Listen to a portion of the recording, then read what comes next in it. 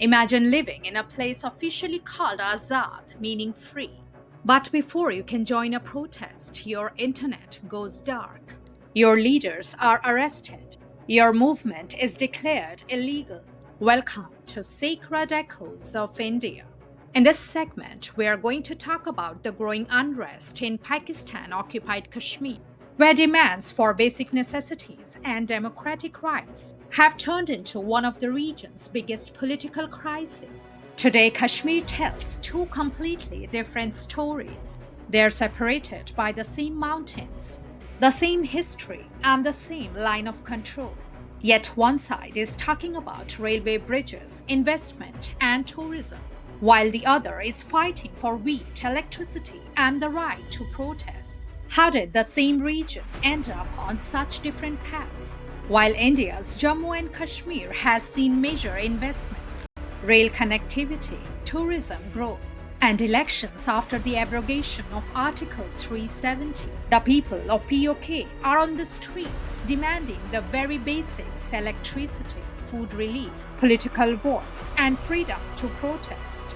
Ahead of June 2026 protests, authorities in Pakistan-administered Kashmir suspended communications and arrested supporters of the banned group. Kashmir is divided by the line of control. India administers Jammu and Kashmir and Ladakh. Pakistan administers what India calls Pakistan-occupied Kashmir, including Gilgit-Baltistan. Both India and Pakistan claim the region in full, and Kashmir has been central to multiple India-Pakistan conflicts since 1947. Both countries administer parts of Kashmir but claim the whole region. But today, the contrast is becoming sharper. The current unrest is being led by the Jammu Kashmir Joint Awami Action Committee, a civil society movement made up of traders, activists, transporters, students, and local groups. Their demands are not abstract. AP reported that the group had a 38-point charter of demands, including calls for subsidized wheat and electricity, and that authorities said 36 demands had been accepted after previous negotiations. But key disputes remained unresolved. The biggest flashpoint now is political representation. JAAC is demanding the abolition of 12 legislative seats reserved for refugees from Indian-administered Kashmir who live in Pakistan. The Supreme Court of Pakistan-administered Kashmir ruled the seats cannot be abolished without a constitutional amendment. Then came the crackdown. Police arrested dozens of JAAC supporters after the regional government imposed a ban on the group. Later, JAAC chief Shaukat Nawaz Mir was arrested on sedition charges after deadly protests. Authorities offered a 10 million Pakistani rupee reward for information leading to his arrest. So this is not just a law and order issue. It is a governance crisis. And it did not begin yesterday. In 2024-25, POK saw repeated protests over electricity prices, wheat subsidies, elite privileges, and public services. A 2025 peace deal pledged to maintain wheat and electricity subsidies and address demands on health, education, and governance. The problem is trust. People feel that agreements are made when the streets erupt and forgotten when the streets go silent. Pakistan often presents AJK as Azad, meaning free. But how free is a region when its people do not have full constitutional rights like Pakistani provinces? This is where the issue becomes deeper. According to Freedom House, Pakistan-administered Kashmir has elected governments but limited autonomy. So yes, there is a local setup.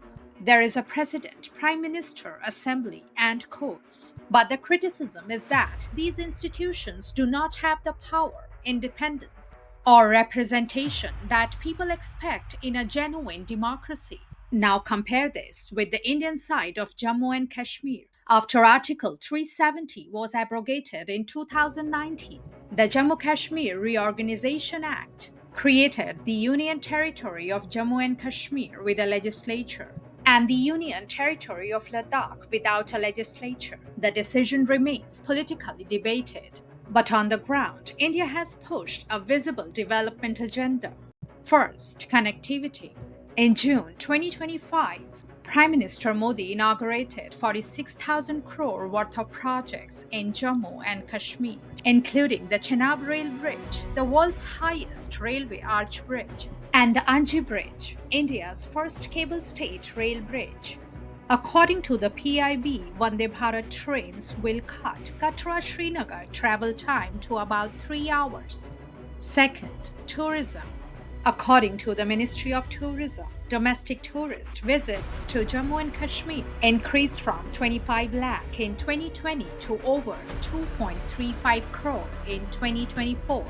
Foreign tourist visits also rose to 65,452 in 2024, even in January to June 2025. The department recorded over 95 lakh domestic visits and 19,570 foreign visits. Third, investment. The Economic Times reported that Jammu and Kashmir attracted a record 5,824 crore in investments in 2025-26, driven by the centre's 28,400 crore industry scheme. Fourth, democratic participation. In 2024, Jammu Kashmir held its first assembly election after Article 370's abrogation with a voter turnout of 63.88%. And fifth, law and order. The Ministry of Home Affairs reported that the organized stone pelting incidents declined to 0 in recent years. Organized hurtals fell from 52 in 2018 to 0 in the same periods. Terrorist-initiated incidents declined from 228 in 2018 to 46 in 2023 and 11 up to July 15, 2024. This does not mean every problem in Jammu and Kashmir is solved. There are still security challenges, political debates, unemployment concerns, and demands for full statehood. But the direction is visible. More connectivity, more tourism, more investment, and electoral participation. So here is the contrast. In Jammu and Kashmir, the big question is, how fast can development, jobs, and statehood move forward?